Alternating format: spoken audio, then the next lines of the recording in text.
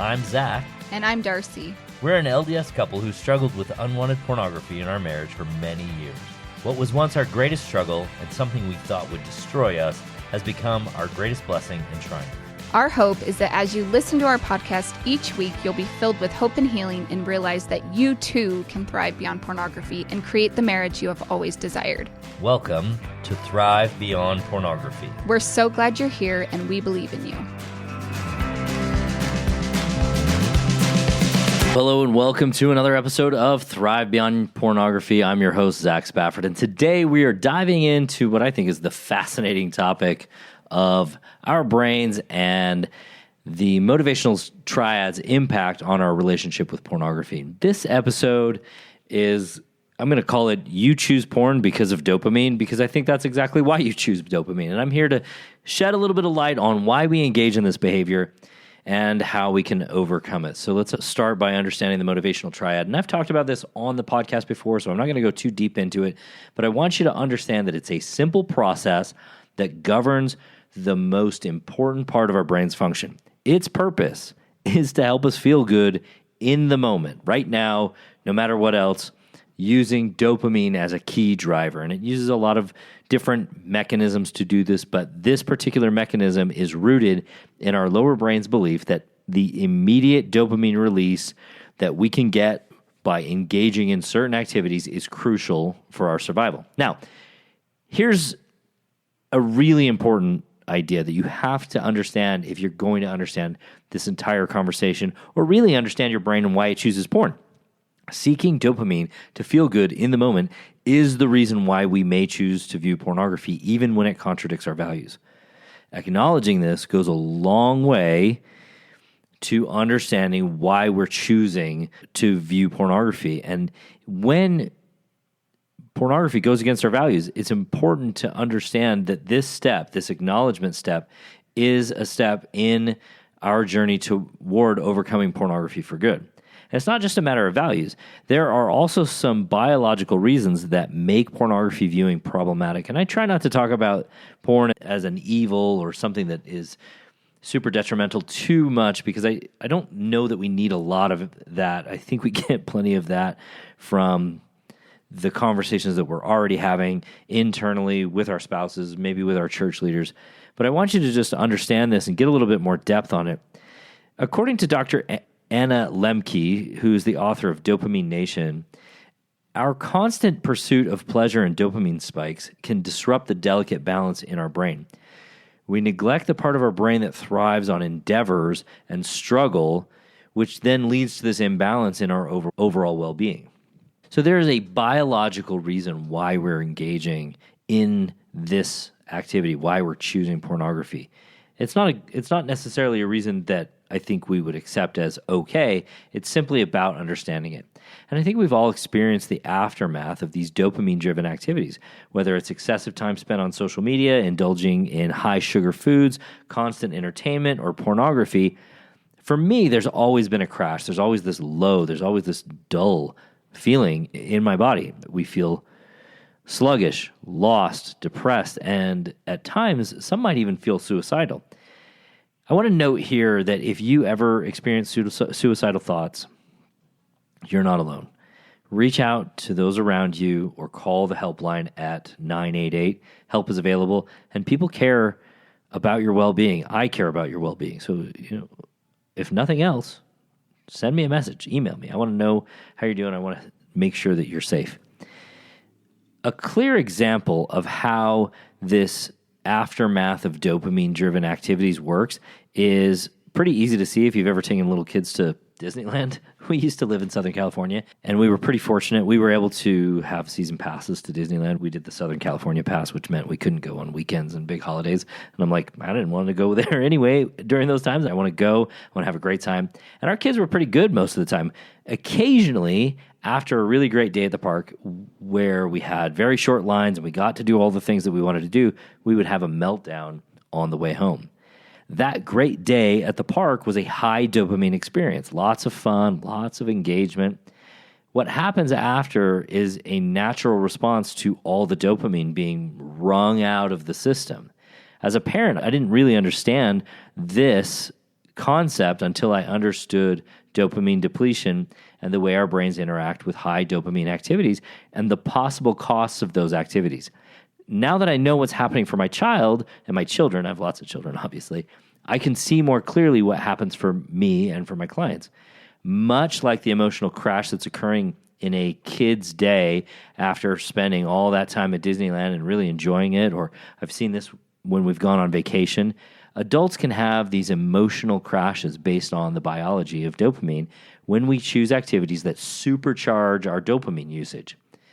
Understanding the biological crash that follows pornography consumption sheds light on why it may be problematic for you. However, I think this knowledge also empowers us to make positive changes. When we choose pornography, we're essentially creating a dopamine-seeking habit. It works with the reward centers of our brain to provide instant gratification, but then it also compromises our long-term sense of self, the person we want to be, the person we see ourselves as. I've discussed this concept before, and I've referred to it as emotional borrowing or emotional debt. And it's akin to using a credit card without knowing when the bill will be due or what the payment will be. But there's really good news. Knowing the inner workings of this mechanism gives us two advantages. First and foremost, it reminds us that we're not broken. We are not defective. We are not degenerate. We're not unworthy. Our brain is actually functioning the way that we set it up and the way that it was designed to operate. Now, those are two different things. The way it was designed to operate, it's working perfectly, exactly how it's supposed to. It's always going to do that, which means we're not defective. But the way we've set it up means that it's not working the way that we want it to, based on the principles of the design. Now, secondly, now that we're armed with this knowledge, we can make the necessary adjustments to align with our brain's functioning and our desired outcomes to bring us towards our values, to put ourselves on a path to be the person that we want to be, to actually create that integrity with who we are when we're alone with ourselves and the person that we present to the people around us. So let's revisit the analogy of emotional debt and borrowing. If we acknowledge that we'll eventually have to pay back the emotional debt that we've accumulated, and there's always a way to pay it back, we can strive to become emotional lenders. Emotional lenders are individuals who prioritize dealing with difficult situations up front, creating a sustainable flow of dopamine without the sudden crashes. I recall my experience with a micro-lending website called Lending Club. It allowed me to engage in a system where small amounts of money were compiled to provide loans to those who couldn't access traditional banking loans. By lending even just $25, I could earn up to 20, sometimes 24% interest on my loan. This concept resonates perfectly with our dopamine system. The short-term sacrifice of being uncomfortable for a few moments can make all the difference in the long run. When I lent money through Lending Club, I had to give up that $25 expecting to reap returns over a period of 2 to 5 years. Each time we choose porn, we are not like lenders, we're like borrowers. We're receiving high levels of dopamine up front that we pay back over time with interest in the form of additional negative emotions. Each time we opt to resolve our unwanted, unpleasant, or uncomfortable emotions up front, we become lenders. We become the lender in this equation. We fully feel the sense of discomfort up front while expecting to reap returns emotionally, like increased self-confidence, satisfaction in who we are, and a sense of integrity over time, over a long period of time. Borrowers' high dopamine levels during pornography use become lows that cost us. That's the interest that we have to pay. Lenders' low dopamine levels as they go through discomfort for short periods become low levels of dopamine that we can sustain over long periods of time. That's the interest that we earn. Imagine that all emotions have a dollar value of $1.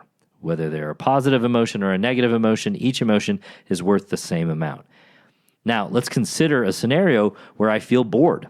And to escape that boredom, I turn to pornography. Now, you might have had this very same experience, but you can look at your own process of viewing pornography and ask yourself, what is the primary emotion that I am working to escape? In that moment that I choose pornography, I suppress my boredom and replace it with arousal. Essentially, I've traded $1 of boredom, that $1 emotion of boredom, for another $1 emotion of arousal. If this were the end of the equation, that might actually seem like a manageable way to navigate life. However, the equation never stops there. What typically happens, and I know this is what happens for me, I know this is what happens for most of the people that I work with, is that after the arousal fades, because it always does, we find ourselves dealing with 2 or 3 additional negative emotions that we now have to manage and confront. And these emotions can range from guilt, shame, frustration, loneliness, or even a combination of any or all of them. So instead of a simple 1-to-1 exchange, we've created a 4-to-1 exchange where we're paying 4 negative emotions for just one often fleeting pleasant emotion. This imbalance in our emotional equation highlights the toll that engaging with pornography can take on our overall well-being. This imbalance in the emotional equation highlights the toll that engaging in pornography can take on our overall well-being. It becomes clear that the short-lived pleasure that we seek comes at a high cost, leaving us with a burden of negative emotions to navigate afterward. By recognizing this pattern, we can start to question whether this exchange is truly worth it. Is the temporary escape from boredom worth the heavy price we have to pay in negative emotions? And you could just sit there and ask yourself that question. Whatever it is that you are trying to negotiate or avoid in your emotional state, in your day-to-day, whether it's stress or boredom or loneliness or frustration, whatever it is that temporary escape from that negative feeling worth the heavy price that we have to pay in negative emotions over time afterward? And I would argue that you are probably sometimes thinking that the answer to that is yes. And I don't disagree that maybe sometimes it feels like it is a yes. But I would definitely ask you to, when you think about it, I mean, you're here for a reason. You don't want this negative habit in your life. When you think about it, is it really worth the price? And then ask yourself, is there a better way to find fulfillment and meaning in your life without resorting to this particular unhealthy coping mechanism? And I know some of these questions seem rhetorical, but I'm asking you to earnestly and honestly go through this exercise, because in having this conversation, you'll start to formulate the reality of what you do want. It's not going to change everything overnight. It's not going to end your pornography use just to answer these questions, but it is going to help you create a pathway for your brain to travel to say, okay, this is what is worth it and this is what is not worth it. And when something stops being worth it, we're much less likely to engage with it. And if we can articulate how little it is worth it, then I think, and I know for myself and I know for many of my clients, this has been extremely helpful. Then we actually can start to formulate how to leave that particular behavior behind in a way that's meaningful and, quite honestly, simple and sustainable, which is what we struggle with so often when we struggle with pornography, is sustainably and simply leaving behind this bad behavior or this behavior that we no longer want. So in the next episode, I'm going to help you explore some strategies and techniques to break free from the cycle that you're in and to find healthier ways to manage your emotions and to build a little bit better life beyond pornography. The primary reason we choose to view pornography, despite its conflicting nature with our values, is the pursuit of dopamine for immediate gratification. That is the primary reason. Choosing porn creates a dopamine-seeking habit that compromises our long-term well-being for a short-lived pleasure. Recognizing that our brains are functioning as designed and understanding the mechanisms at play will empower us to make necessary adjustments for the desired outcomes. And becoming emotional lenders means prioritizing discomfort up front to create sustainable dopamine flow without sudden crashes. I want you to remember this. Thriving beyond pornography is possible. By understanding the role of dopamine, embracing discomfort, and becoming emotional lenders, we can build a life beyond pornography and overcome it for good. All right, my friends, I will talk to you next week.